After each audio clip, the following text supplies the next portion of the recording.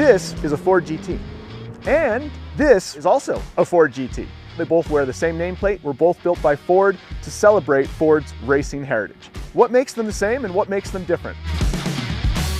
When Ford built this 2005 Ford GT, the point was to pay homage to their racing history from 40 years earlier in 1966. When Ford built this GT, the point was to win Le Mans like they had done 50 years earlier. And they did. In both cases, Ford had a rich racing history they drew upon for the design. I've owned this one for 12 years and put almost 30,000 miles on it. It is one of the most amazing cars I've ever not just owned, but driven. And I'm an automotive journalist. I've driven a lot of cars. Whether you want to talk about the performance it offers, whether you want to talk about the timeless looks, whether you want to talk about the durability, the low maintenance costs, the resale value, it's kind of an enigma in the car world. It's one of the most friendly cars you would ever drive aggressively. It was also fascinating to get current Ford GT racer Billy Johnson's feedback on the 2005 version. He hadn't previously driven this generation, and he loved the pure, playful nature of the older GT.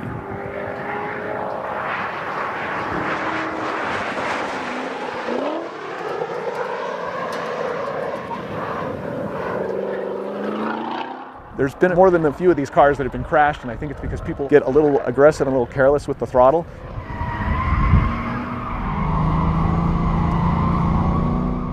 But if you actually put on the Bridgestone tires that are better than the Goodyear F1s it came with originally, you can turn this car into quite the performance vehicle and still drive it across the country. This is a 1960s design pulled forward to 2005. But this 2017 GT is all new, and I drove it for the first time today. Probably one of the most exciting cars produced in the last 12 years or maybe longer. A car was designed to win Le Mans from day one, and it already did that. It succeeded on the 50th anniversary, the same day 50 years earlier. This car won again. This street version of that car is probably the closest thing to a race car for the street currently available. You hear that term all the time. I hate that term because it's a cliche. I'm going to use it anyways because this time it's finally true. It's actually pure function. That's the fabulous thing about this GT. Everything that you think is maybe done for an aesthetic purpose is actually done for a functional purpose to help it win races. And this is called the flying buttress, the single most dramatic design element that this car has. This is a functional piece of the cooling for the vehicle because the air flows through and gives it some downforce through here. It makes this charged cold air get into the engine compartment much more effectively. You can see a lot of the vents, they're pretty obvious. The air extractors and the front grille. But there's also things you can't see underneath this car. It's got what's called a zero keel or no keel design. It allows air to enter the front grille and be extracted through holes in the door here. It's helping to pull the car down and giving it incredible downforce and stability at high speeds. That's all supplemented, of course, by an active rear wing that will move up and down based on speed and on one of the 5 driver modes. You could call it 2005 the most advanced American muscle car ever made. A precise and user-friendly 6-speed manual transmission adds to the man-machine connection in this GT. Its only nod to modern driver assistance technology is ABS. There's no traction control, stability control, or active aerodynamics. In contrast, the 2017 GT offers all the technology of a modern car, including Sync 3, Bluetooth, navigation, and 5 different driver modes. It's even got a telemetry system and mobile app for tracking and sharing the car's performance. There's also a 7-speed dual-clutch gearbox with paddles tucked behind the race-inspired steering wheel. The seat position is fixed in the carbon fiber tub, leaving drivers to adjust the wheel and pedals to match their driving position. A wide spectrum of personalized options will be offered to buyers of the new Ford GT. These range from carbon fiber wheels and color-coordinated brake calipers to multiple interior and exterior finishes, including several contrasting stripe colors or no stripe at all.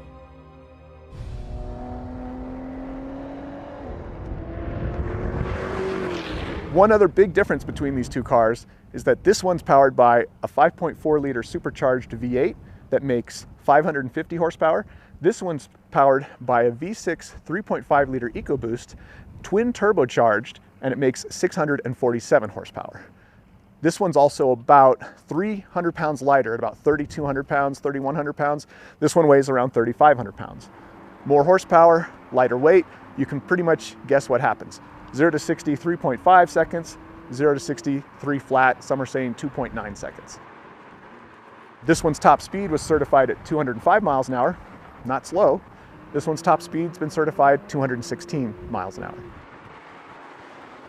Some enthusiasts will still question the use of a V6 engine versus the more traditional V8. But everything from curb weight to aerodynamics benefits from the EcoBoost V6.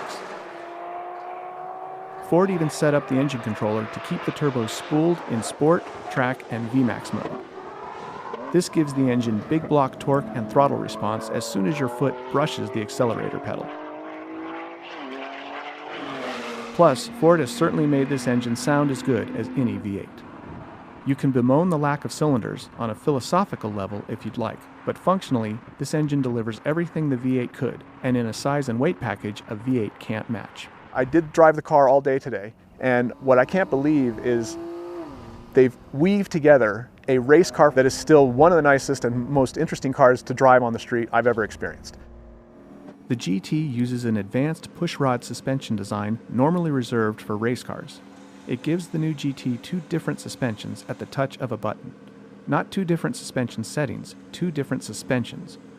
One set of springs is effectively removed during Track and VMAX modes to provide a lower, stiffer ride for serious performance work.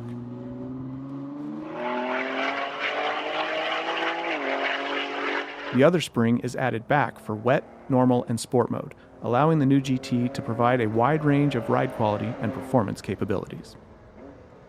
The bodywork on this car, which is all carbon fiber, the frame, the tub, it's all carbon fiber. There's more air management going on in this car than I think any other car produced right now. Massive technology that you wouldn't have been thinking about 12 years ago when they produced the last Ford GT. What's fascinating after driving this car is how somehow they managed to keep the same friendly, playful personality that the 05 Ford GT has.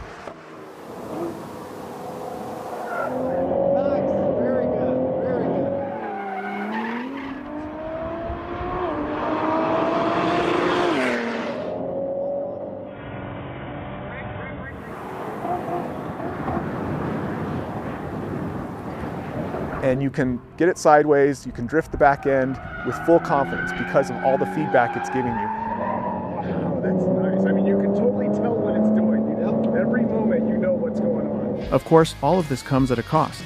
At over $400,000, and with only 1,000 set for production, the chances of driving one, let alone owning a new Ford GT, are quite low. Throw in the car's striking bodywork and budding race pedigree, including a win at Le Mans, and it's likely to follow the earlier GT's path toward increasing desirability and value in the coming years. If you're one of the lucky few who has been allotted a new GT, congratulations. It's an amazing car.